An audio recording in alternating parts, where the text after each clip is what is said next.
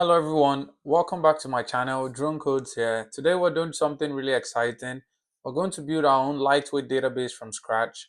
By the end of this video, you have a working database system that can store and retrieve data just like a mini version of Firebase. Before we write any code, let's understand the core concept that make a database work. I'll break this down using some real-world analogies that will make this concept click. Imagine you're organizing a massive library. You have tons of books and you want to organize them together. So that's the same thing with a database. You have tons of data coming in and you want to make them structured and well organized. So in a database, we use something we call collections and documents. Collections and documents. So using the analogy of the library, you have sections in a library. Sections in a library are the same as collections. Because why are they the same? Because in a section, you have all types of books. And for instance, you have different genre of books. You can have fiction, you can have non-fiction, you can have reference, and you can also have geographical books. And documents are the individual books within those sections.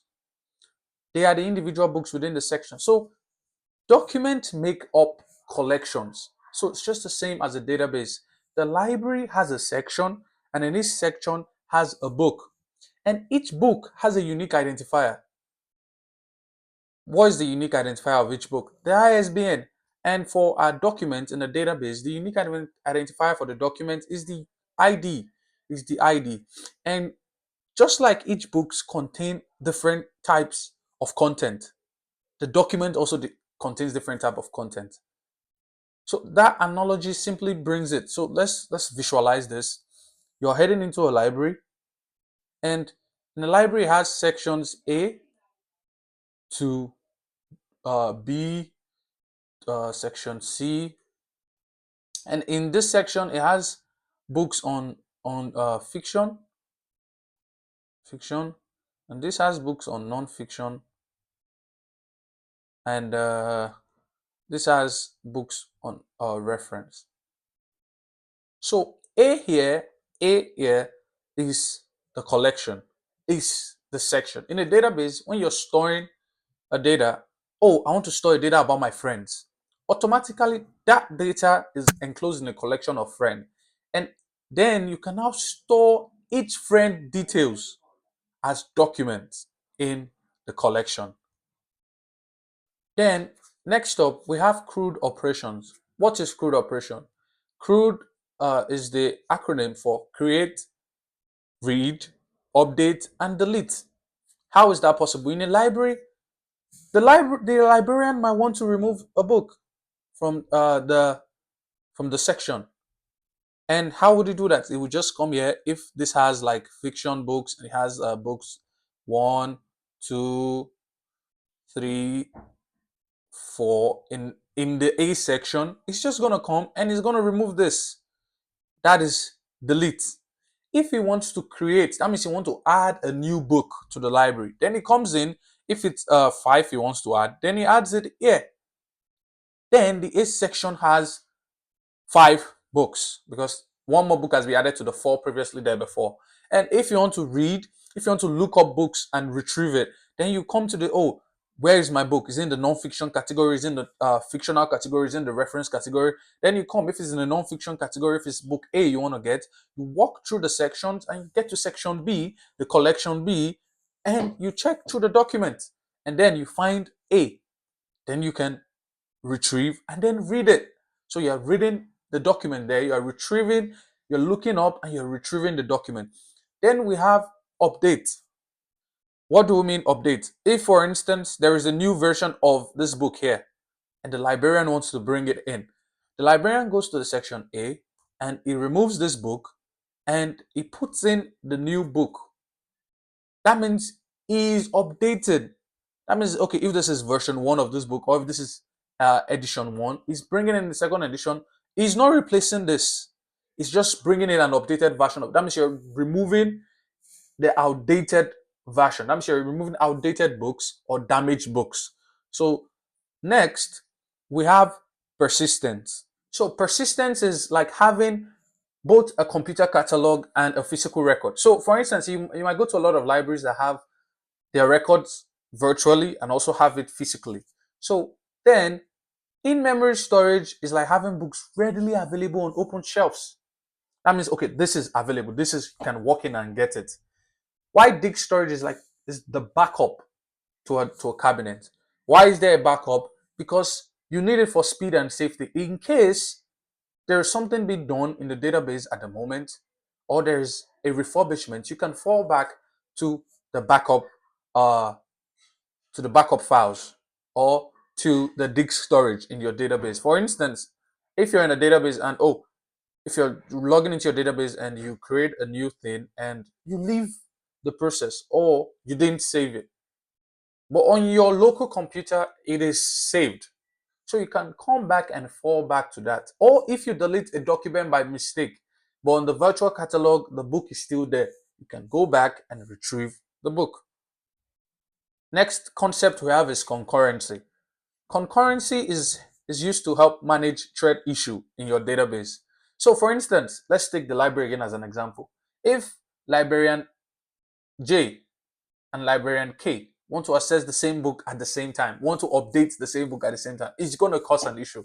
So concurrency helps to stop that from being an issue. So you want to update the catalog simultaneously.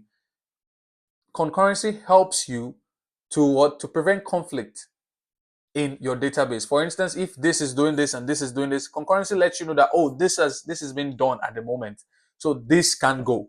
So that's just the work of concurrency. So if a librarian is changing a book and the librarian 2 gets there and sees the other librarian changing the book, he's going to know that, oh, at this moment I can't change this book because it has been changed. And if he tries that, it's going to cause a break in the library system, and it's going to cause a break also in your database, and your database program might malfunction. And that's why we use thread safe structures. That's why we're using thread safe structures like the concurrent hash map that allows you to know, oh, if this something is going on in the map already, and if you're allowed to add, or if this is existing already and you can't do what you want to do because there's something existing already depicting what you want to do, then the concurrent hash map helps you with that. And lastly, we have data serialization. Uh, when you create a database on a computer, how do you make it readable for people to see? How do you make it readable? How do you make it human readable so people can read it? So it's just like in the library, people get uh, books from different part of the world, different language. You might get a book in Hebrew, you might get a book in Aramaic, you might get a book in Arabic, you might get a book in English, French, German, Dutch. So the translation of the book into a language for you to read is the purpose of serialization. The use of JSON, we'll be using JSON here, and the Gson library, the Google Java library that helps with Java programs in serialization of data. So it makes the database easy for people to read and for people to understand. Now that we understand the concept, let me show you exactly what we are building today. We're building a database engine, in-memory storage using concurrent hash map, support for multiple collections, document-based storage system, built-in thread safety, features that will implement: create and manage collections, add, retrieve, update, and delete documents, automatic saving to disk, command line interface. It's a simple command line interface. We'll also implement technical decisions using Java for robustness, JSON for JSON handling, like I said, because it's a Google library for Java applications that helps serialize data in a readable structure, and also be implementing file-based persistence, thread-safe data structures. Everything boils down to the technical aspect of it. The reason why using JSON is because you don't want the people using your database not to be able to understand and see the structure of the database, and also you don't want to have issues with concurrency, and you don't want to also have issues with wiping of the database memory. Now that we have a solid understanding of both the concept and our project structure, let's start writing some code. We'll begin by setting up our core classes. And what are our core classes? We'll have, for me, my project structure will be for my SRC, for my source code, I would create a new package, or let's create a new main, the main class first. And then I'm going to create a package called libraries or libs, where I'm going to store the Gson jar file. I'll also create uh, a package called models, where I'm going to store my model for my database, which is the document model, and because that's what we'll be working with mostly. And I'm also going to create a package called the database package, where I'm going to store my database file. So for that, we're going to start first. We're going to go to Maven repository. When we'll go to Maven repository on Safari, on any web browser you are, then you search for Gson. And when you search for Gson, oh my god, search. Then you're gonna see the Gson file. Then you click on it, and then you go for the version we want. For this video, we'll be using the version 2.10.1, 2.10.1.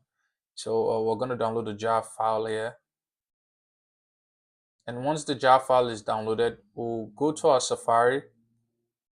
We'll go to our Safari, our Finder, sorry, and we'll go to our download folder, and we'll get this, and we'll copy, and we'll come to our libs folder, which is our library folder, and we're going to paste it there. So we're going to paste it here. Why are we pasting it there? Because we are manually adding it. So most time, if it was a Maven project, we're just going to add it to our pom.xml. But this time it's just a Java made project. So we're going to create a library, and we're going to make sure that our program knows that, oh, there's a JSON library there that we're going to be using for our JSON serialization. And then next, we're going to create our database class. And our database class would be, we'll just call it a name. In the package, we'll call it mini database. And add. And for this, and also after our database class, we're also going to create our document class, where most of where the beginning of our work will be starting from, which is in the models package. So we're going to create our document class, document. So since I said a document, a host of documents is a collection. A lot of documents together make up a collection. So a document is going to be the major point in this tutorial, because without a document, you can't create a database. So we're going to create our document class, and for our document class, we're going to create a string for the ID of the document, and also we're going to create another this string will only be accessible in the document class.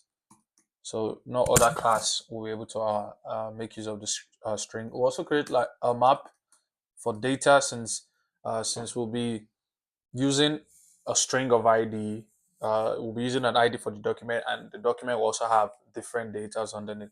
That's why we're giving the map, and the map is gonna have a key of a string and a value of an object. Why is it a value of an object? Because you can decide what the user is going to store in. It's going to store for the data of the document. And since we'll be dealing with also nested collections, we're going to create this time another map. But this time the map is going to be in the data map. If you get what I mean, it's going to be in the document map. Sorry, because it's a nested collection. It's a new collection in the same document. So it's going to be map string and a new map string. So the key is going to be a string, and the value is going to be a new entire data. So that's going to be a document. So we're going to call this nested collections. And then we create our constructor. And in our constructor, we'll be passing into the constructor the string ID, because the document constructor is going to need the string ID, because the compulsory part, because every, like we explained earlier on, every book has its own unique identifier. So we're going to say this dot ID is equal to the ID we're initializing, and this dot data is equal to a new concurrent hash map.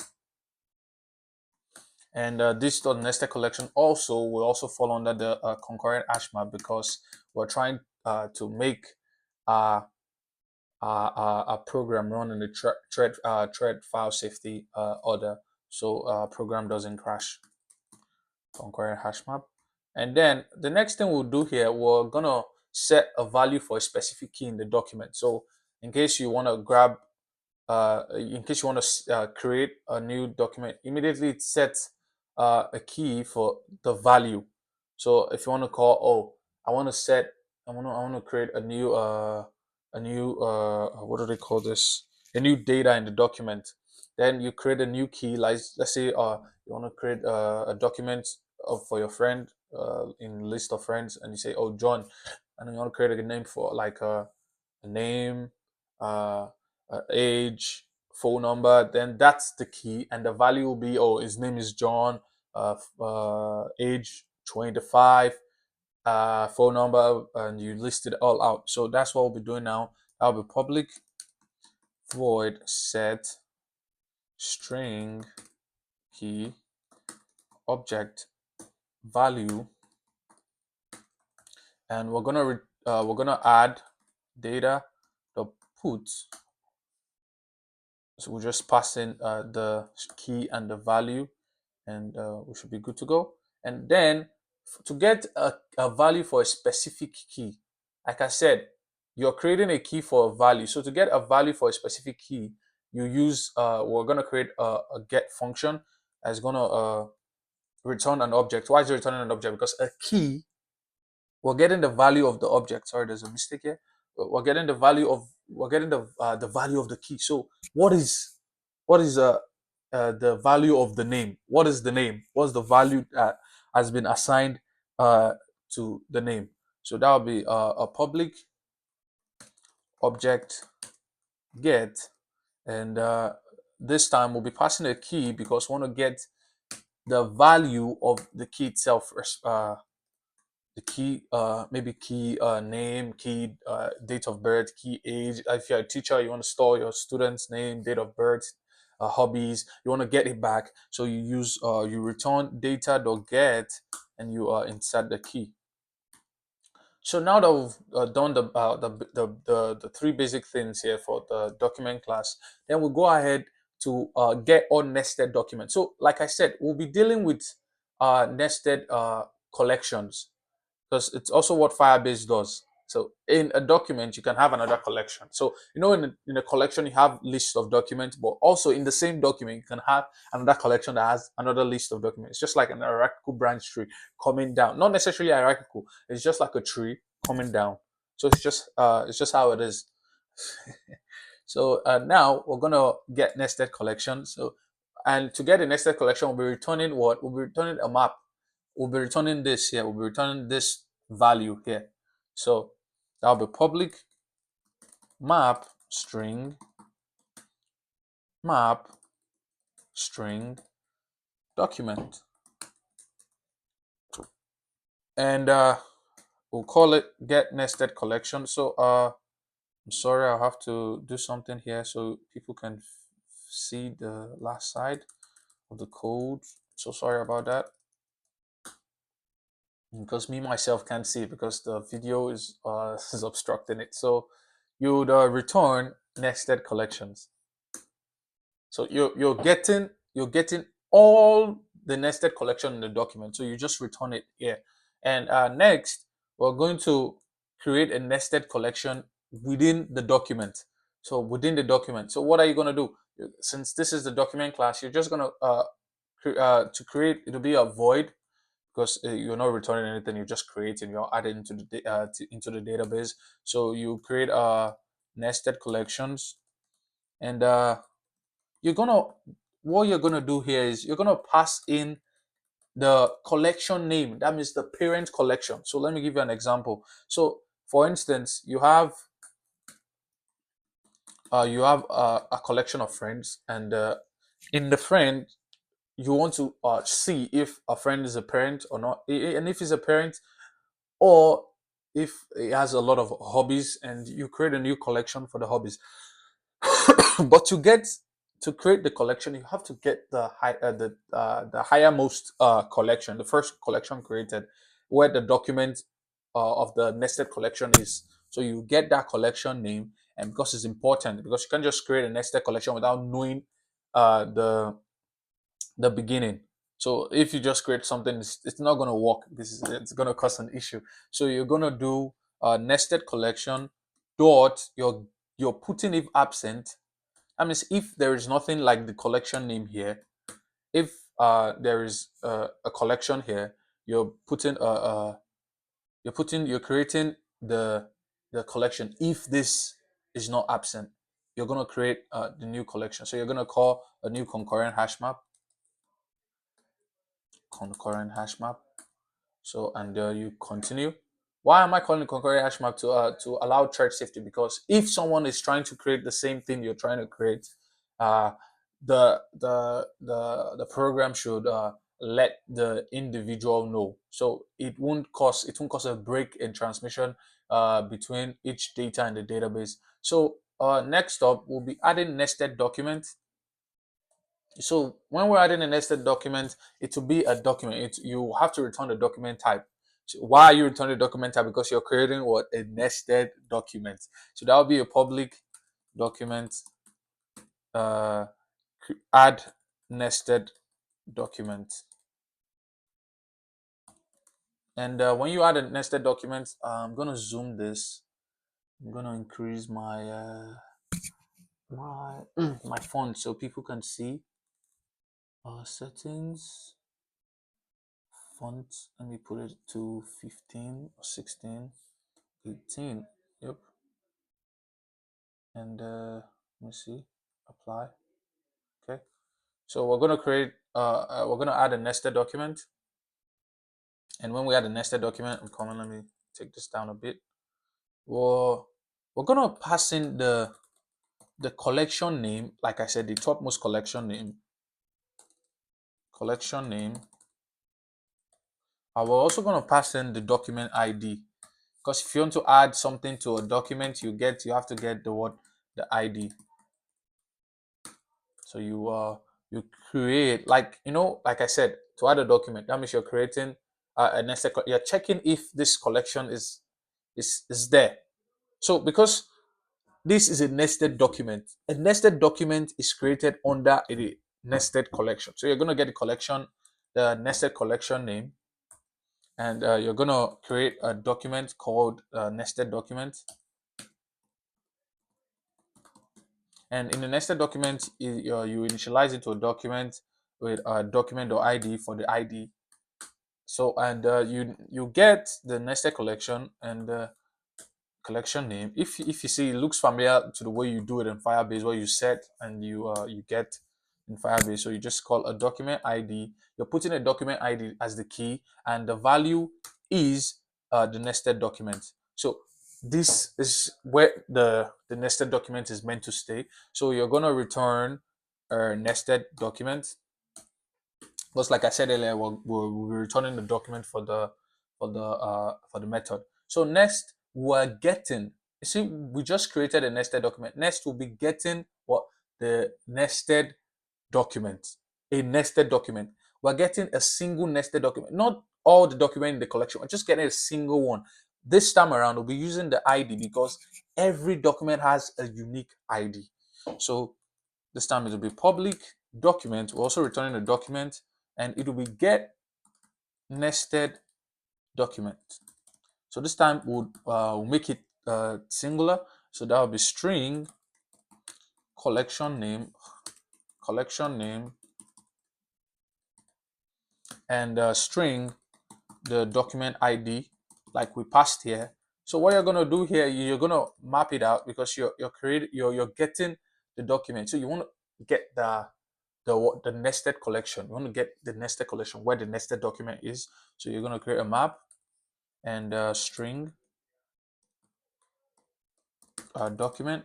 This time around we're not coming from the outside document, so we're still inside the main document that has the nested collection. That's why we're not adding a map string and another map again. So if you understand what I mean, so collection is equal to nested collection dot get, and you're gonna get the collection name. And once you get the collection name, what are you gonna do? You're gonna check if the collection is null.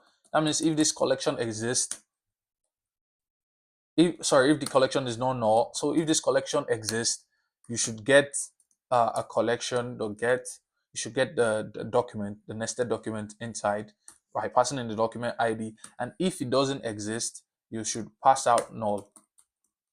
So you see, it's returning a document in terms of this collection dot get document ID. So next, we're gonna get all documents in the collection. So that'll be public. And then here we'll be returning the map because we're getting all documents, all the documents, irrespective of where it is. You're getting every document in a collection, all nested documents. So it should be a map string. And this time around, since you're not coming from the top collection, you're gonna return a string and a document. And you're gonna get nested document. And just want to check if the microphone is still working. Okay, it's still working. So you're gonna get nested document, and you're just gonna pass in the collection name because that's just all we need. We don't need the document ID because you're getting every nested document in the collection. So you just say collection name, and you would return nested collections dot get or default. That means it returns the value to which the specified key is mapped or default value if the map contains no mapping for the key. That means you're returning the collection name and you're returning all the documents within. So if it doesn't exist, you're just going to return null. So you're checking in this key, this collection key, and you're checking for the value, which will be a lot of hash map. And since you're getting a lot of things, you won't want your program to break. So that's where the use of concurrency comes in, the concurrent hash map. So next up, we'll be getting a copy of all the data from the document. You stored, how would I put it? You store it as a key. The key is data, and everything in the data is the value. So what you're going to do now is you're going to return, this time around, you're also going to return a map because it's a string to an object. And the string is data, and the object is everything that falls under the what do they call it? The data key. So, oh God, I made a mistake here. So that will be get data. And this time you just return, so you're returning a map, like I said, you just return new concurrent hash map and you pass in the data value. We created data here. So you're passing this into it. So you're getting it because it's a concurrent hash map, like we said. And a hash map, you can return a hash map with a map. And if you want to get the document ID, so that will be public string, because it'll be a string, because the ID itself is a string. So that will be get ID is equal to, you just return the ID basically, because you're in the document already. Return ID. And if you've forgotten, we created a string ID outside inside the document class. So, and it's final, so it doesn't change, it doesn't fluctuate. So once it's final, it doesn't change. You don't have to have issues like, oh, someone changed this, someone changed that. It's final, it's been created, it's been already instantiated in the database already, so no one can change it. So let's continue. Then we want to convert document to a string representation. It's essential you convert it to a string representation because you want the user to really understand it itself. So in Flutter, when I wrote Flutter, when you create a model, you have to JSON and from JSON, and so you have the to JSON method and from JSON method that interpolate it from string to a JSON format and from a JSON format back to a string for the computer to understand and then to bring out to the user. So we're going to override and we're going to create a class called toString. So toString, you're going to return, basically you're going to return the string. It's funny, right? But you're going to return the string. So that will be document, and you open a curly brace and you add. So it goes on and on. It's just a funny way that how would I put it? Like you convert every document to a string representation, so you don't have issues with your code if your computer is trying to serialize it to a JSON format. And we're going to serialize that in the database class with what we call the document type adapter that serializes your JSON format for you. And then we'll click on this. We click on plus and we go on. What was this saying? Okay, it's all right. Looks right. So that'll be data is equal to plus data plus nested collections is equal to plus nested collections dot key set empty one, and you add and you finish up with this with the curly braces and you put. So this is all we're gonna need for our document class, and I'm coming. Let me delete this. So this is all we're gonna need for our document class. Again, let me run it over. So this is the toString method that converts your document to a string representation. This is your getID method. This is your getData method. This is your getNested document, where you're getting every nested document in a collection, and that's why we're passing only a single parameter here. And this is the getNested document where we're passing two parameters. That means you're getting a single document, a nested document from a collection. And this is the add nested document. You're adding a nested document to a collection, to a nested collection. And this is creating the nested collections. And since I said earlier, we'll be dealing with nested collections. If we're dealing with nested collection, we'll need to write out this. The set get method will be enough for us. And this is the get nested collection. And when you return all the nested collections you have, and this is the get to get the key, to get the value of a key, and this is the set to set a key and a value, set a key to a value. So exercises, and this is the constructor, and these are the variables that we started with. So after we're done with our database class, we're gonna after we're done with our document class, we're gonna continue with our database class. And database class is where everything that occurs in the database goes on. Since I said the document class is our starting point in this project, project of the mini database. So next up, we're going to come to our mini database class, and we're going to come here and we're going to create firstly a file to store our database. Why are we creating a file to store our database state? Because that's that's what persistent comes in. So once I start on my terminal for my database and I exit the terminal after like creating a lot of collections, creating a lot of everything in the database, and I exit the terminal, I can easily just see the things I've done, and easily my terminal will check through and see, oh, is there a loaded database there already? Is there something he has worked on already? And let's retrieve. So if I don't need the database, the file, I delete the file, and automatically once I'm exiting the terminal again, it creates another file for me. So we're creating a file. We're gonna call it private static. It's gonna be static. That means it's gonna be useful, and it's not going to change, and it's going to help us maintain the state of the data, and it's final, so it's not going to change like I said. And we're going to target database file. So we're going to say is equal to mini database. Sorry, I don't know why I love calling it Firebase .json. So there's a mistake here. So now let me take this down so people can see.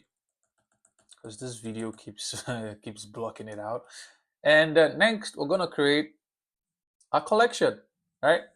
And our collection is gonna be in the form of a map. And like I said, it's gonna be because you're not dealing with simple normal collections now in the database. You're gonna create a collection that has a map, that has a string, and also points to another map again. So here we're gonna create a collection that embodies both the normal collection and the nested collection. So that'll be map, sorry, map and the string. Let's import the class and the map and the string and the document from the model document model class, and we call it collections.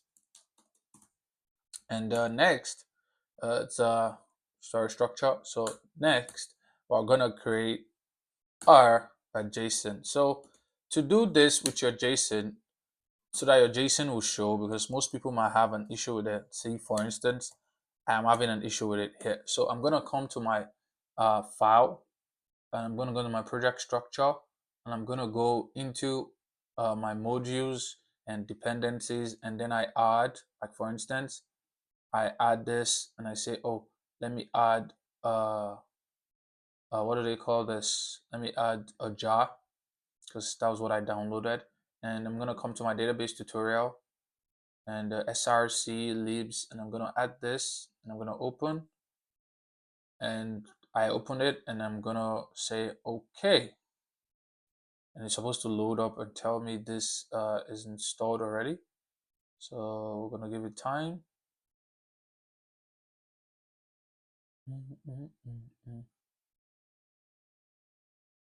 Why is it showing something here? Oh, huh? Okay, so we're gonna check again because it doesn't seem to be loading. So what we're gonna do is we're gonna remove this, and we're gonna add it again. So let's apply. Okay, and let's go back and do the same process again. And we're gonna add for our dependencies and src libs, and we add this, and we open, and we should apply this, and it should work this time. Apply, and we click on OK, and you see it's telling you to import the class. So the class, the JSON, is used to serialize data, and the data has been serialized to make it readable for users. So next, it's also going to be used for deserialization, because you want to break down the JSON. You want to break it down from JSON back to the way it is in the original database format. So next, we're going to create our constructor, and we're going to call it mini database, and we're going to create a JSON builder to handle nested collections. That'll be JSON builder. Gson, sorry, not Jason. Gson builder. I have it confused because when you spell giraffe, you kind of feel it's J, so that's the reason. So new JSON builder, and dot set pretty printing dot register type adapter document. So like I said, we're going to create a document type adapter that helps us to serialize and deserialize the JSON format, and we're gonna call it a document type adapter. So we're gonna do this later on. So we want to be done with this with our constructor first. This is just JSON is equal to JSON builder dot create. So you're creating a JSON builder, you're initializing it, and these dot collections is equal to new concurrent hash map, like we did the other time, and eventually you're gonna create something to load the existing database. So we're gonna create this too. So you want to see, oh, if there is a database on the platform before, you want to check it before you start working it. If you see that the user has exited the terminal and you're gonna load the database. So let's go on and let's create the load. Let's create the load database method. It's going to be a void method, and now we're going to use a try catch block, and try And now we're going to use the file from the java.io library, and it's going to be new file, and we're going to call back the file that we created, a database file, and we're going to check if file exists dot exist, and we're gonna create another try catch block, and we're gonna check for reader, and that means we want to read the file, and to be new file reader, and you pass in your file, and you're gonna define the type for deserialization. So it's you're gonna have a lot of errors for now, so you just have to just trust the process, like they say. So when you trust the process, we're gonna create a lot of the things that are giving us error. So, but for now, just keep on trusting the process. So we're defining the type for deserialization. So that'll be type is equal to new type token type token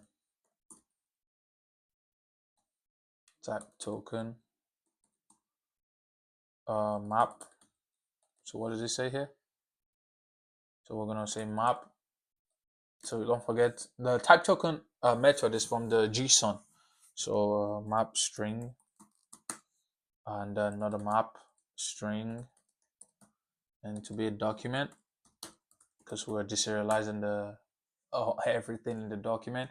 That'll be, and to be dot you're gonna get type, and next up we're gonna load the collections from the file. So that map, we're gonna check if it has collections, then you're gonna load it up, and that map string, and that'll be document, and that will be loaded collections, and to be equal to Gson dot from JSON, and you're gonna read from the reader and the type, and then you check if loaded collections is not equal to null, and then you return your collections dot clear. You clear the current collection that it has created automatically, and you put the new collection, you put all collections into the loaded database. So you put it into the loaded database as the loaded collections, and then you print out database loaded successfully.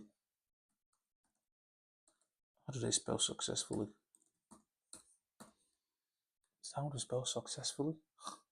That's strange. I thought it's with a single S. I never knew it with a double S. So you're gonna add your catch block, and you're gonna catch an IO exception the time, and that will be system.error.println, and you're gonna print error loading database, and you're gonna dot to message. You're getting the message this time, not to string, but you're getting the message from the IO exception.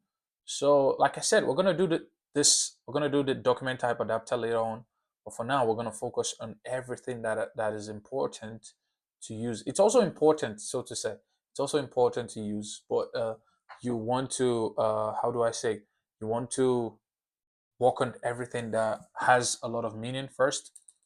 Every other thing has a lot of meaning, but still there are more that has the document type adapter has a lot of meaning. But let's work on the simpler fraction here, because the document type adapter takes a bit of time.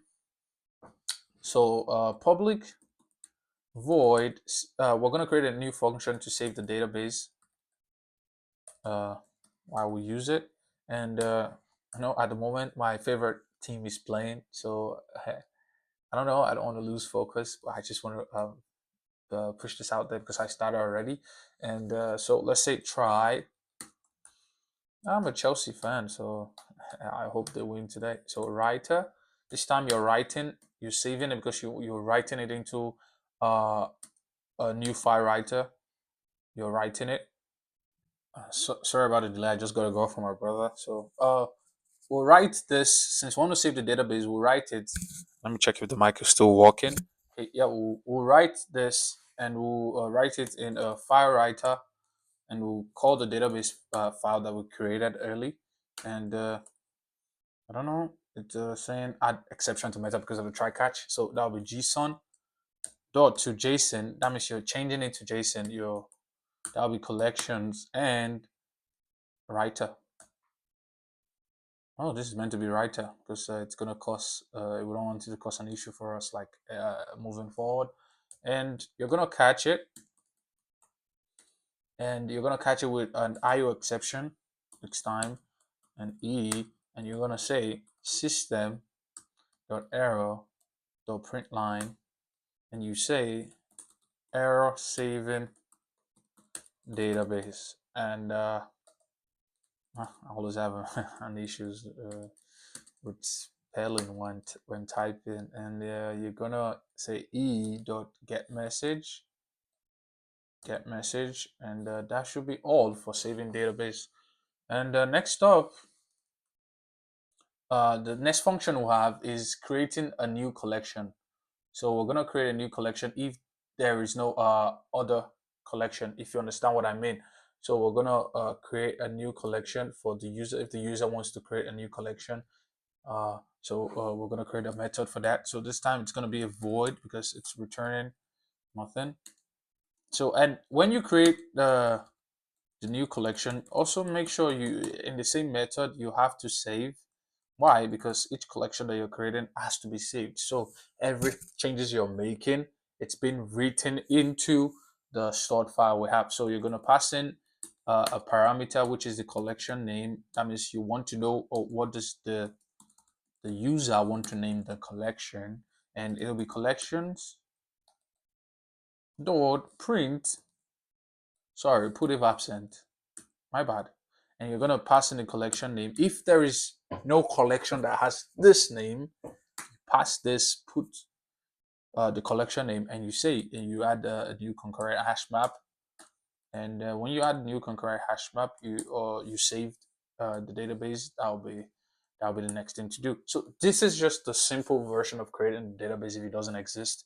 And if it does exist, it's going to throw an error for you. So next, there is something I thought of doing, and that will be generating a unique document ID. So generating a unique document ID would help the user in the sense that not necessarily help the user, because you want to remember the ID, you want to get the document ID. So yeah, generating the ID.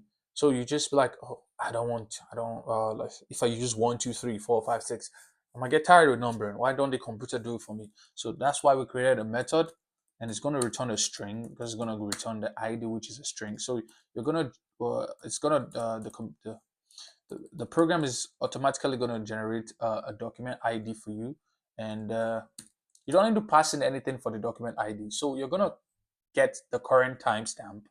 So, which is the current timestamp? Oh God, I hate this belching of a thing. It's just so different. Value of, and you're gonna say instant dot now. That means you're getting the time now. What's this? How does this keep popping up? Instant dot now, and dot to epoch milli. So this converts this instant to the number of milliseconds from the epoch of 1970. So if this instant represents a point on the timeline too far in the future or past to fit in a long millisecond, then an exception is thrown. So you're using a time, and you get first 8 characters of a UUID. So this time we'll be using a UUID. I use UUID most of the time when I'm using a Firebase with Flutter. So we're gonna create a unique ID with UUID, and everything has UUID. So you generate a random UUID to string, and substring we're gonna create from 0 to 8. So 8 characters, and you return timestamp. That means the time at that moment plus you add this, and plus this is a simple concatenation, and then this is what you're gonna get as your document ID. That's what you're gonna get as your document ID. So next time, the next one we'll do is add documents with automatic ID. So if you want to add a document with an auto-generated ID, since we've done it already with the generate document ID, so but this time you want the computer to do it for you. This is the method that the computer is gonna follow. So you're gonna public. So you're adding a document with a generated ID. So you're gonna return document, and that'll be add document with auto ID. So ID, and you're gonna add this collection name. Okay, so collection name. So this is gonna generate the document ID for you. So you're gonna add the collection name, because after you've been asked the name of the collection, you'll be asked to create a document, and before you've been asked to create a document, you'll be asked, oh, do you want to automatically generate this ID or not? And if you don't want to, you can choose not to, and you can write your own ID by yourself. So, but this time you have the opportunity to do both. So that'll be string document ID,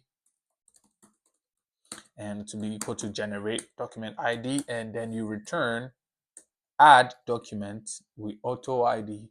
But no, you're gonna add you're gonna return add document. Have we created that document yet? Oh no, we haven't. So oh, maybe that's why there's an error. I see. Yeah, you're gonna collection name and the document ID. So now we're gonna create this method. So we're adding a document. So add document. Actually, come on, string, and this time string to collection name. Yeah, because you want to create a document, so you have to get the collection name and also have to get the document ID, and you pass it. And this time around, you're gonna check if the collection exists. So that's important, because if it exists, it's meant to throw an error, and if it doesn't exist, it should let you go on with the process in the method. So you're gonna create a new document, and in the new document, like I said, come on, man, create a new document.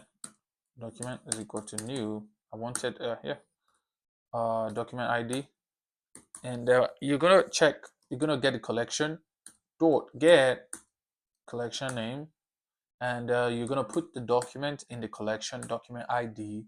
You're gonna put the document, and you're gonna save the database, because you just added a document, and you're gonna return the document. So this is just a simple method of adding document into your database. And if you want to get a document from your collection, from a collection, so you just you have to use the get document method, which we're going to create now. So this time around, you're going to also get a document. You're going to return a document. So return get document. So that'll be a string collection name, and a string document ID,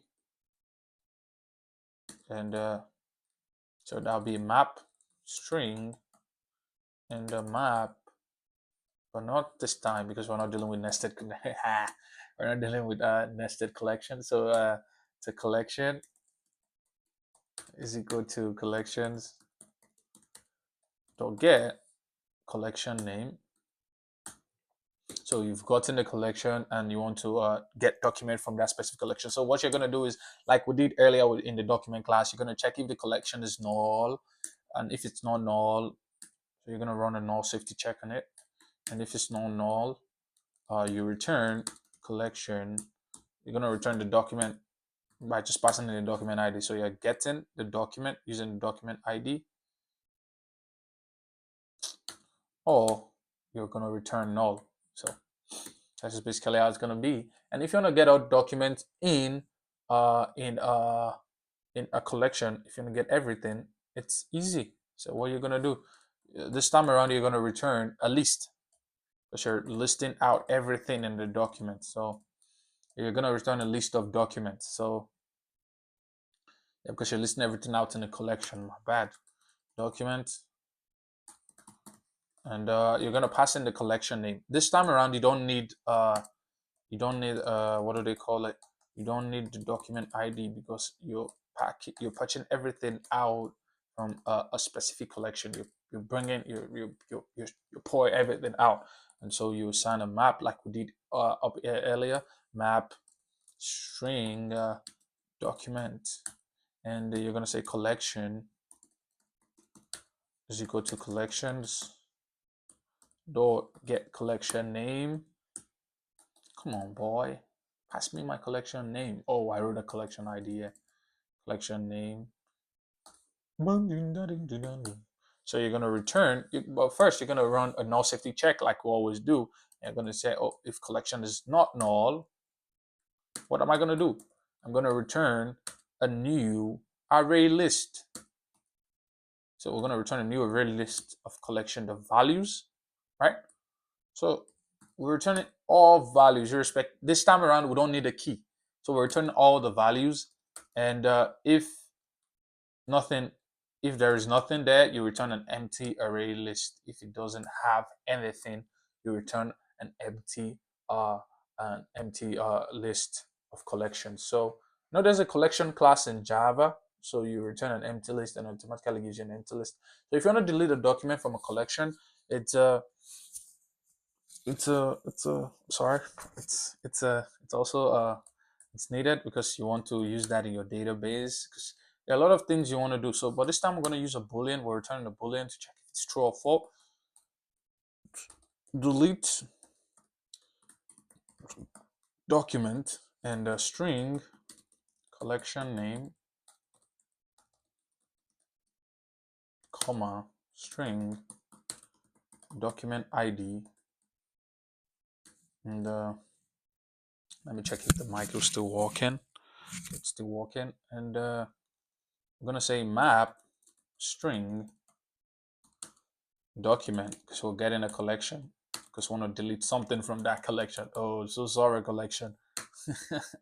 Now the collections don't get collection name, and you check if collection is null, like we always do, but this time around because it's boolean, and we're on a null safety check. This time around, we don't want to put too many booleans in the same time in the same line of code. It might cause some understanding issue, like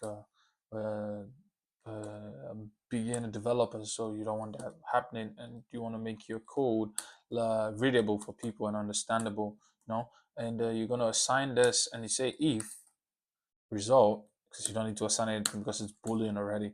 If result, save database. If it's true, save database. If there's a result, save database, and then you return result after, and then after that you return false. So if any of this doesn't happen, it automatically returns false, and boom, it doesn't delete anything. So if you want to delete, if you want to find a document matching a specific condition, like if you want to search, and you want to be like, oh, I want to look through this this key, this object, this value. I want to check, oh, what is the hobby of my friend, blah blah blah. So you, oh god, I'm so thirsty.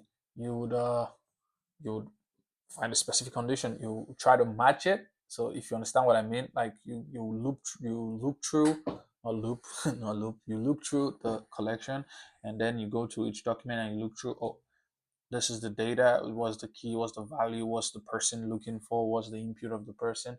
So you get the key and you also get the value, and you also like you want to, like, the reason for doing that is if you want to update something, so you find it first, then you can update later on.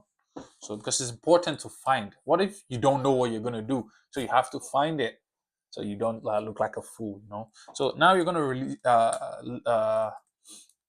you're gonna return a list of document, because you don't know the thing you're looking for.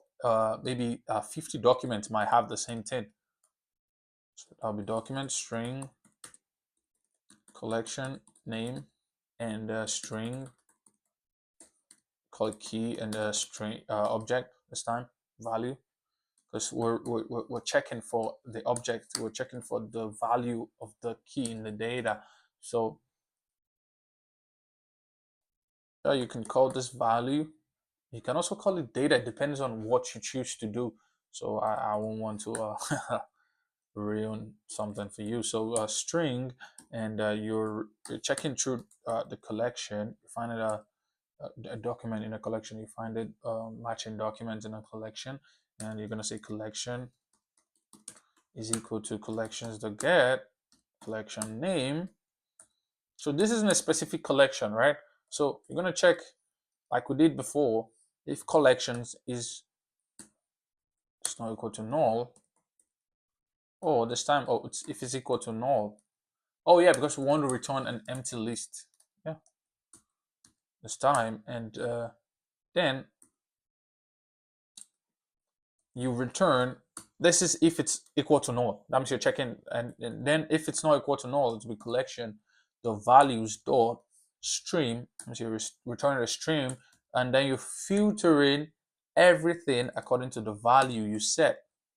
So if you understand, you're filtering each document according to the value you set. That'll be object. The document value is equal to doc get key. You're gonna get a key like we did before, and you're gonna return the doc value if it's not equal to null. If the not doc value is not equal to null, and the doc value is not empty. If it's not equal to null, that means it's not empty. And if it equals the value that you have that you imputed there, then you have to return it in a collector's manner with a collector's with a collector's class. So now this is finding a document in a collection. So next up, we'll update a document field and save the database. Like after finding a document and you want to update it, like it's basically what people do in database, like in Access database and this database. So coming to I wouldn't say this is the end likewise, but we still have to do the document type adapter, the only error we have currently. So this is to update a document field. So if you're done, it's going to tell you, oh, true. If you're not done, it's going to tell you false. Document field. Oh God, I make mistakes every time. It's time. String collection name. String document ID. String key string object this time. And you write a lot of object, a lot of string. You forget undisputed. That's the title. Top of the continent by Cairo. So yeah, it's the value, and this time around you're gonna get the document because you want to update it. You're gonna get it from the collection name. So document is equal to new. Oh yeah, we have to get document already, right? Yeah. So we can just call the get document class and put in the collection name and the document ID. Yeah, if you look at it here, yeah, to get a document, yeah, you have to get a document in a collection, specific document actually with the document ID, because the document ID would automatically give you. And if document is not equal to null, you know, it might look like a long line of code, but the main class has a longer line of code for me. Key and the value. So you're setting, that means you're updating, and now you're going to save the database because you don't want to have an error, and you're going to return true because you're done. So while you're setting them, so you're replacing this key with this value, or you're adding a new a new key and a new value, so you can return false, and boom, that's all. So next up, I would say we should do the document type adapter. But first, how do we get a nested document if you want to get nested documents? So to get nested documents, you return document also. That'll be document. And you say get nested document. And string collection name. String document ID. String nested collections. So it's a lot of things here. Nested collections. string nested document ID. So, and we run it, and to get the parent document, like I said, it's just like an hierarchical format. Parent doc. You say get document, since we've done it before, collection name and document ID. And if parent doc is not equal to null, you're going to return, because we're returning a document, so you're going to return parent doc dot get nested document, nested collection, and nested document ID. So it's just like a recursive value, so to say. Return null. So you're calling it back in itself. It's just how it is. Return null. So this is document. Yep. What does it say? Oh, cast specialty models to document. So this, it's not meant to be a recursive value because you're getting it from the document class. So what is left here is this. So we're gonna create a class called, no, we're gonna create not necessarily a class. We're gonna create I'll say it's a class. It's a class still, but it's a private class. It can only be used in this file. So I'm going to close this up. Going to close this up. And when I do, I'll be able to see my page well. So we're only having one error, and so you're gonna create a class, a private static class that is too much space, and you're gonna call it document type adapter. There's a mistake there. And it's implementing a JSON serializer. This one is implementing a JSON serializer. Why is it implementing a JSON serializer? Because you're serializing the document to a JSON format. So that will be JSON serializer. And this time around it's going to be a JSON deserializer and document. And it's going to have two overrides, two public class overrides.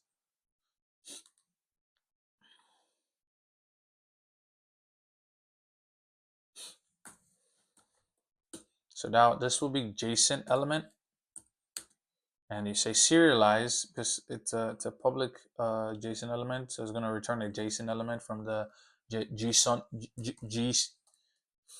from the Gson class from the Gson library that we just added. So type, and we'll say JSON serialization contest. Contest, and that's it. What's it saying?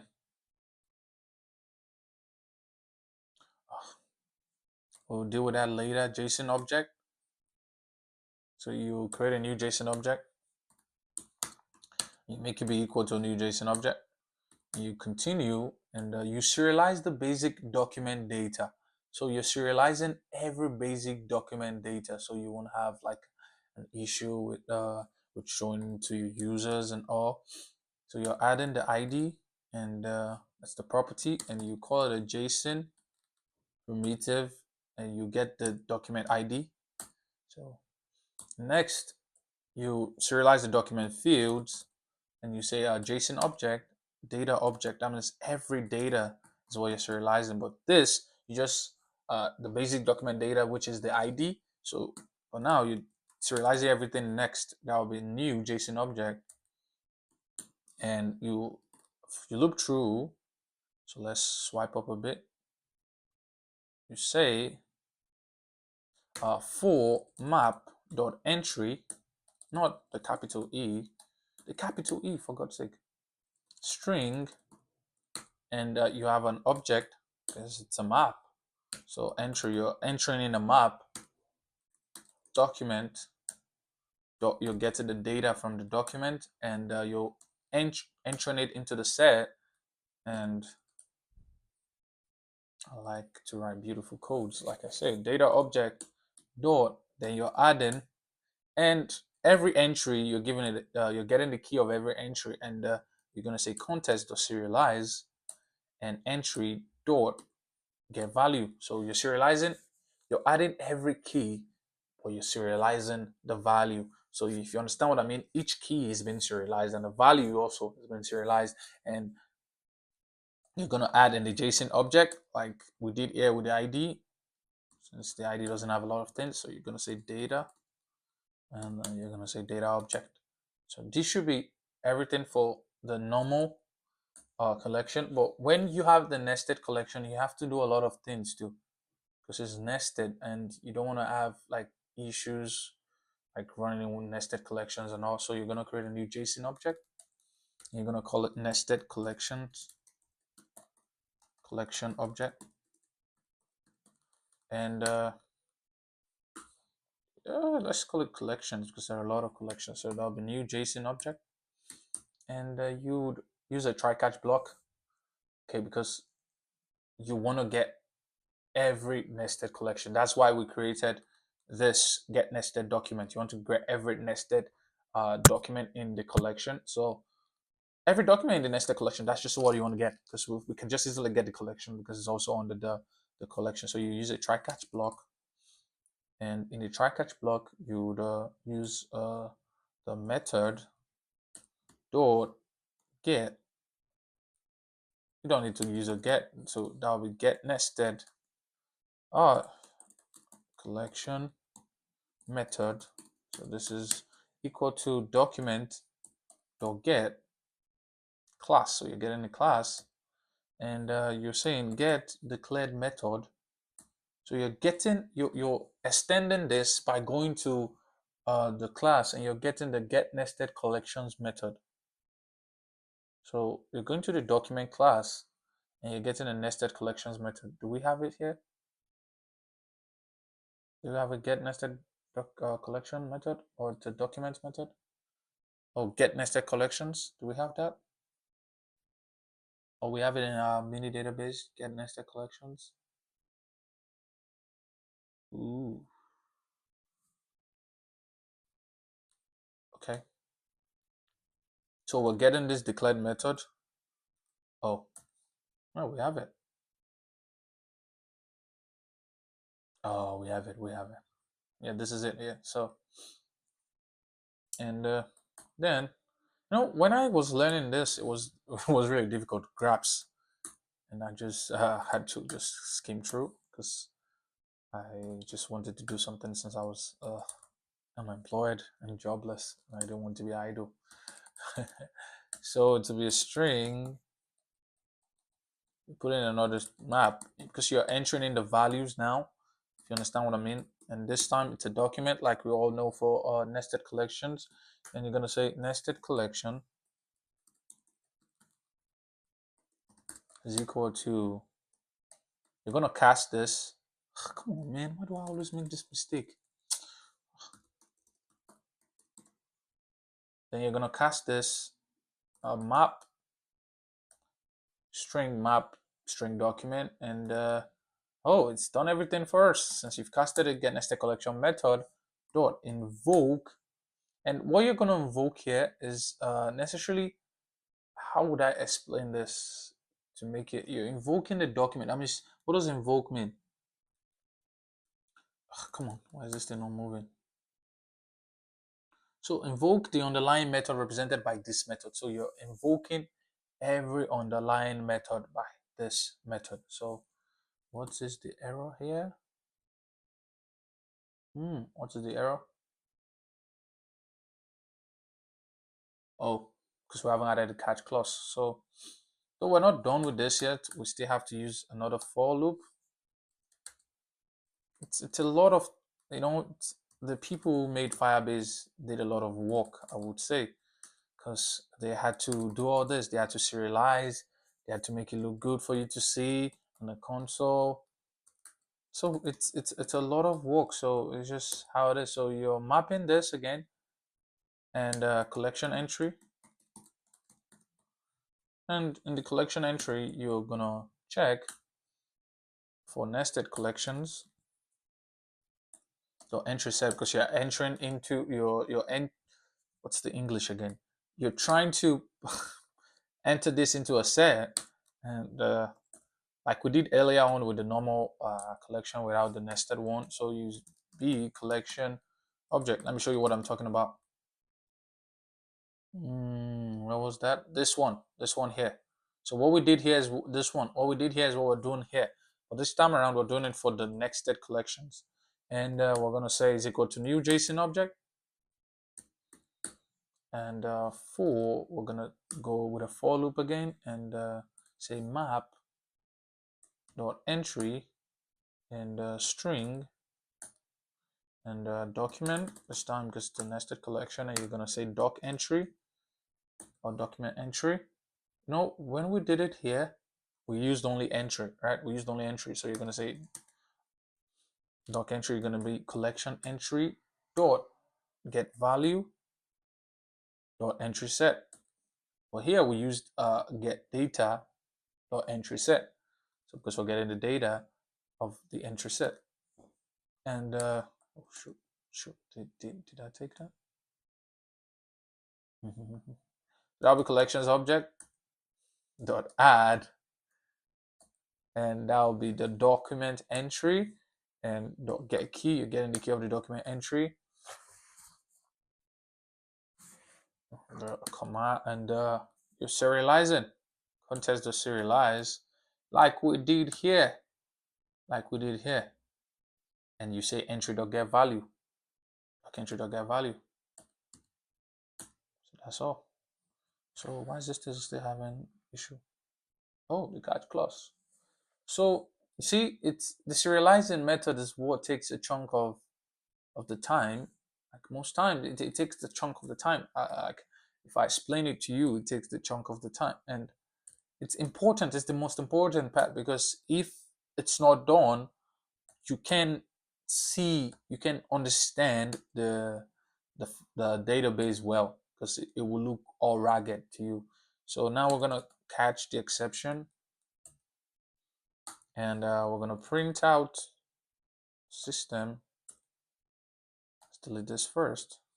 System.error.println, and we're gonna just say error serializing. Okay, let's lift this up a bit for people to see. Error serializing. How does I spell serialize? Okay, serializing and nested collections. Nested collections. Okay, sure. And plus e.get message. And that's for the, then you continue here, json.add, since you added the nested collection like you did for the ID, if you remember up there, collections, and comma nested collection object, and then you return your JSON object. So this is for serializing. You see how long that took? Now just wonder how long would deserializing take. So it's a whole lot of thing, I would say. It's a whole lot of thing. So this is an override element. So now let's quickly do for deserialize. So you don't want to cause a ruckus, or what do they call that stuff? Because this time you're deserializing from a JSON to a document. So that's why it takes in serialize. So it takes in the JSON element, JSON, and it takes in type, takes in the JSON deserialization context, and it calls it context, and it throws a JSON pass exception. And why is it throwing a JSON pass exception? Because you're passing the JSON back to a document. So it's just how it is, you know. JSON object is equal to JSON dot get as JSON. That means you're getting the element as a JSON object, and you're deserializing it. So you're saying string ID is equal to JSON object dot get ID dot gets a string. And then you say document is equal to new document ID. So you're returning the document from the JSON format. So what's the error here? Oh, it's a string. I wrote it as string. Oh, my bad. So you're deserializing now the document data, and it'll be JSON object dot has, if it has data. So what you're gonna do is you're gonna JSON object, or let's just call it the data object, because we're dealing with data here, and is equal to JSON object dot get as JSON object, and you pass in the data. And when you pass in the data, you use a for loop here, and a map dot entry, and it's gonna be a string JSON element, and close the entry. You're gonna call it entry, and you're gonna say data object dot entry set, because this, we're dealing with the normal collection. So you're gonna pass it this, and to be document dot set entry dot get key. So you're getting the key of the entry, and the comma, and you're gonna deserialize, and you're gonna say entry dot get value object no class. So it's just for this. That's for the document data. So now we're gonna go to the nested collection. So you just have to just see and say, oh, come on, it's a lot, right? Well, it's a lot because it's a huge project to say. And you're gonna say if JSON object dot has, if it has nested collections,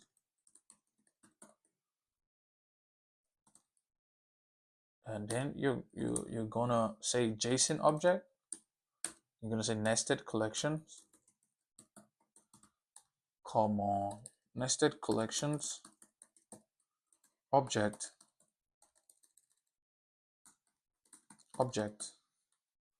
is equal to JSON object dot get JSON, get as JSON object, and you're gonna say nested collections. No, it's the same thing, the same way we did it for this here, right? It's the same thing. You're checking if he has this, and if he does, you're getting out, right? So now you use a for loop, and the for loop to be map dot entry, and you're gonna add a string and a JSON element, and you're gonna name it collection entry, like we did for the top one there, and you're gonna nested collection object dot entry set the string collection name is equal to collection entry dot get key, and then to be document dot create nested collections and collection name, and then you say then you go to the JSON object again, because now you're parsing the JSON back to a document. So the first one we did with the serialize means you're serializing the document into a JSON format, right? You're serializing every input the user has made into a JSON format. So collection object is equal to, like we did here. So like we did early on in the serialize, I'm gonna say collection object is equal to collection entry dot get value, get as JSON object, and we're gonna scroll up here a bit, and you say for map dot entry again, string, each entry, you're taking each entry, you're taking it bit by bit, like one by one, not necessarily bit by bit in my own words. It's just like the way I can explain it to you. And you say document entry, and in the document entry, it'll be in the form of document entry collection object, Z collection object, your entry set. So now in the same for loop, and you say document, and you say nested docs. Nested docs is equal to contest dot deserialize document entry dot get value, and you put a comma and you say document dot class, and then you add your colon and you say document dot get nested document collection name, and you say nested doc to get ID. You're getting the ID of the nested document, and you say the nested docs. So it's just as if you're getting it and you're creating it back, right? So after you're done serializing, you're returning it back, like you're creating the document back. So you're gonna return a document. Here we return the JSON element for the serialize, but here we're gonna return a document. So we're done with everything in the database, right? We're done with everything in the database and the document class. So up next, we go to our main folder. So you wonder, like, what do we have to do in the main folder? Necessarily in the main folder, it's where we create our interactive terminal. And to create our interactive terminal, we would need to make the terminal more interactive, use a scanner, use the scanner class to get input from the users. And when you get input from the user, you'll be able to tell the user, oh, this is what you should do, this is what you should do. And you can also create what do we call it? You can also make your own constructors and all. So let me check if this mic is still working. Okay. So we're done with both classes. So we can respectfully close them. We can just close them in a forcible way, but I think respectful is the best way to go. So you're gonna create a database class. You're gonna say mini database DB for we're in the main file now, and you're gonna create a private scanner to accept user input. And it's a really long line of code for the terminal, and I have it on my GitHub. So you can probably go to my GitHub and check it if you don't want to type it all out, and you can copy. So I should try my best to to help type it all out if it's possible. This dot scanner is equal to new scanner system.in, because you're getting the input. So now we have to start the main function. So why we're going to start the main function? We're going to start it, and starting the main function is basically easy. Just create a start function, right? And in the start function, it takes in it has a switch case, so that in case the user puts in any information, you can get the user choice and you can return what the user is meant to see. So while it is true, while the program is still running, so you say print menu. So we're gonna print the menu out. So we'll do this later on. And choice, also get user choice. You get the user choice. So we're gonna create that class too later on.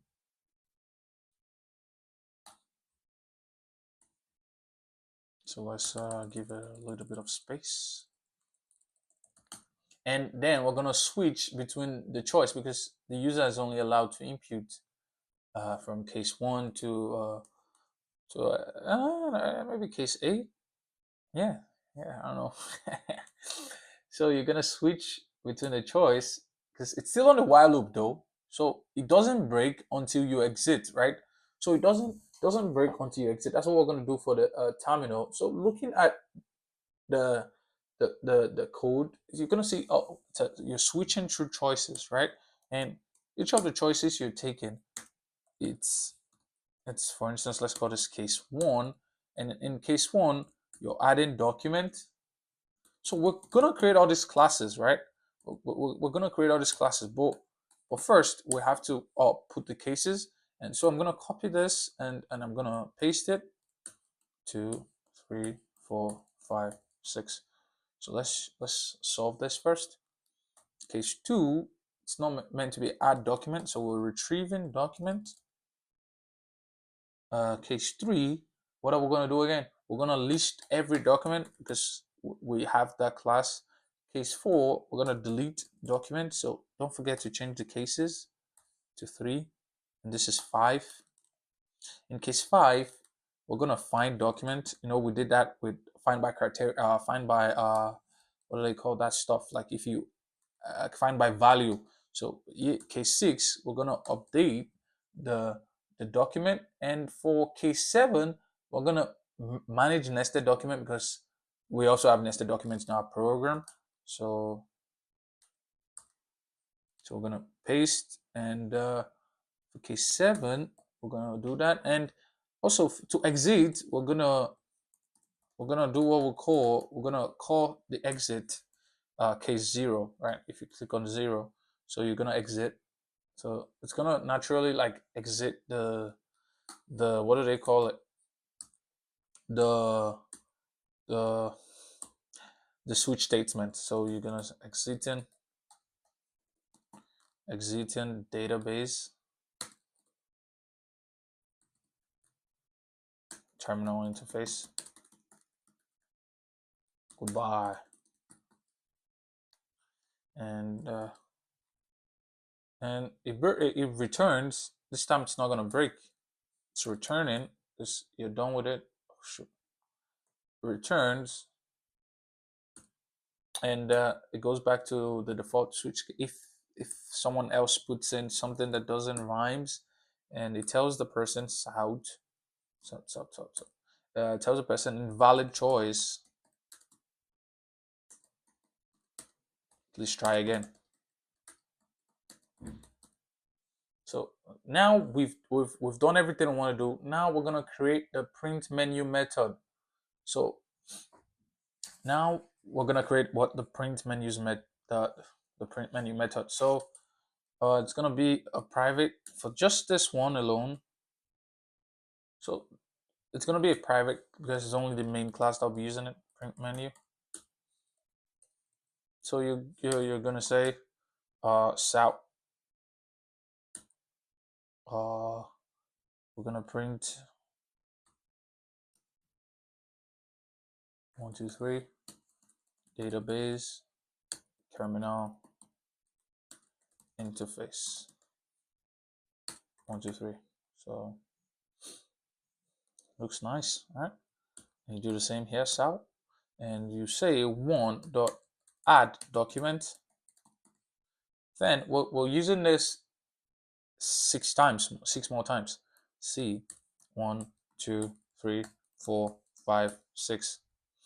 So it'll be 2 retrieve document, and 3 list document in a collection,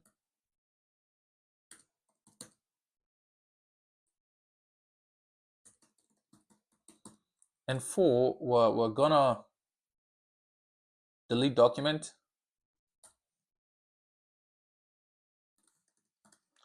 5 we're gonna find document. 6 we would update document. 7 we would manage nested document.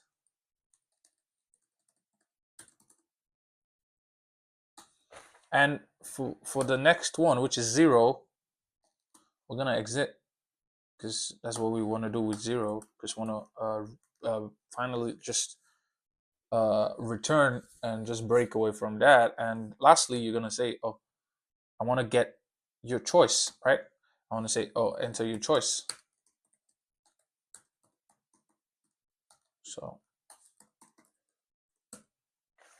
So select the process, or you can say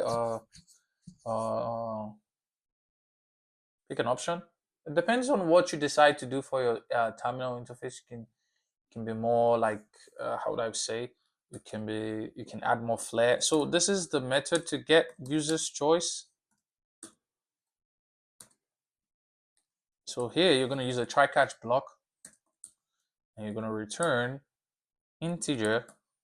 You're passing the integer into a string, and so you're going to catch any error with number format exception, and return -1. So I'll return the error message. So to add a new document to a collection, so you're gonna do it yourself, which is a void. You're gonna use most times. You're gonna use scanner a lot of times. So you're gonna say private void add document, and south, enter collection name.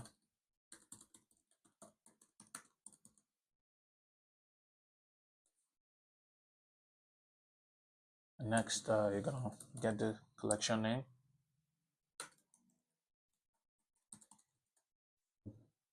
And then you get the collection name from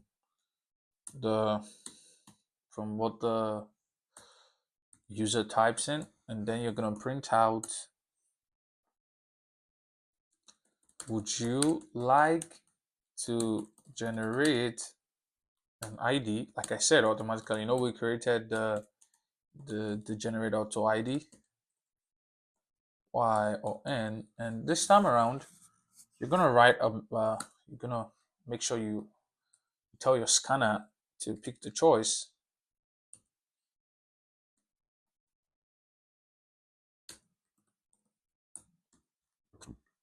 Next line, and you create a document, and you create the document ID. You have to declare it outside the if else block, because you want to automatically you want to either do it yourself, and you want the computer to do it for you. So you're gonna run a if statement that says choice dot to lowercase, because you want to make it lowercase. You want to format every input of the user, even if the user decides to say, oh, he said I should type in the lowercase, so I'm going to type in an uppercase. It's got to switch it to a lowercase, and you're going to say document is equal to db, that's the database, dot add document with auto ID and collection name. That's cool. Then you say document ID. Oh, I never knew there's an error here. So that'll be document ID is equal to document dot get ID, and boom, system out, south, generated document ID.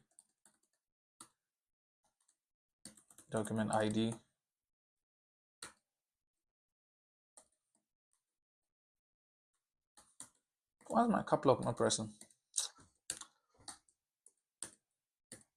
Plus document ID. And for the else, what did I call this? No equal to again. Else system. Come on, stop. You stop. Since you want to generate yours manually, enter document ID.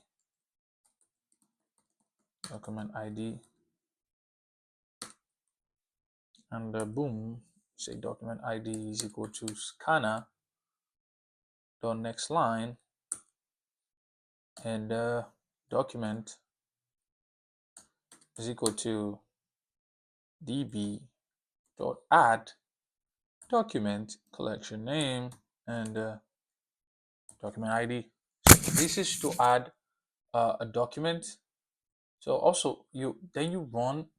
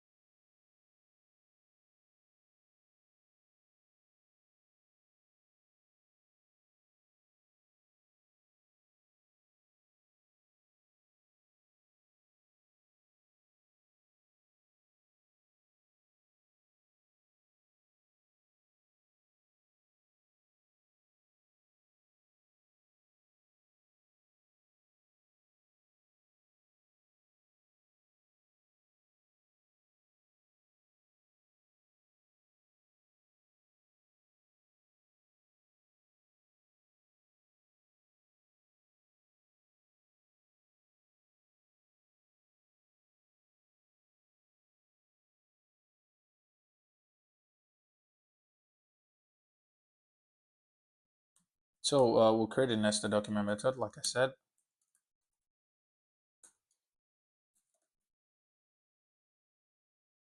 We still didn't manage nested. Oh shoot.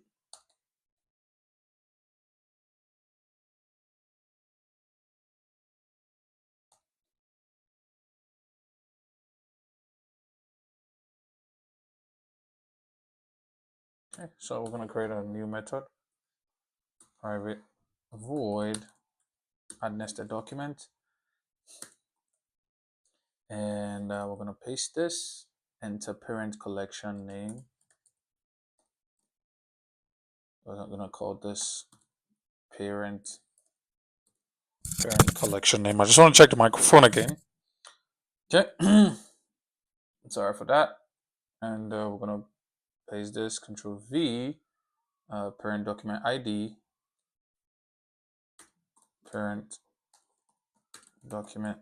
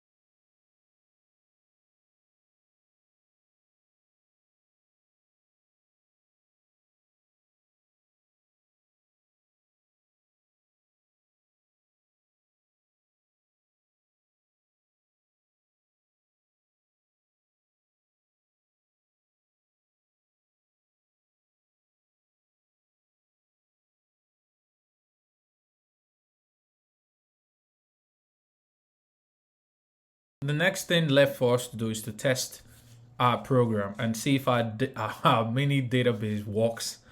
So we're gonna run the main file, and when we run the main file, we have different options here. So let's quickly add a document, and let's call it friends, and let's give it a let's just generate an ID and name, John, age 30, country, let's say birthday, June 7. Food, favorite food. And then we can say, we can just click on done for now. Yep. And we've added it, right? So if we retrieve the document, let's copy this collection ID that was auto-generated here, because it might take a lot of time to to write that. Friends, and you enter the document ID and list out everything for you, right? So this is the birthday, the age, the name, and the nested collection. So let's add something in the nested collections. Let's add a document called favorite, right? Favorite. Okay, add nested document, and parent friends. This is a parent document ID. Let's call this favorite. And favorite. Let's say hobbies. Let's give this hobbies. Soccer. Food. Lasagna. Color. Blue. And we can just say done. So let's try to retrieve. And friends. Let's see if it's gonna print. Oh, we printed out the hobbies, and it printed out the favorites, the nested collection. So what we want to do now is want to update the age to 22. So let's update a document, and friends, document ID, and age. Want to update the age to 22, and that's all. And just click on done, and we can retrieve and friends and print document ID, and we have it here. So lastly, the thing we want to do is find documents, friends, and the field you want to search for, let's say age 22. So it's gonna just bring out the documents that matches. So let's to show you how that means, let's add a new document and give it a collection name, friends, same collection. Yes, let's generate a new ID, and let's just same thing, birthday,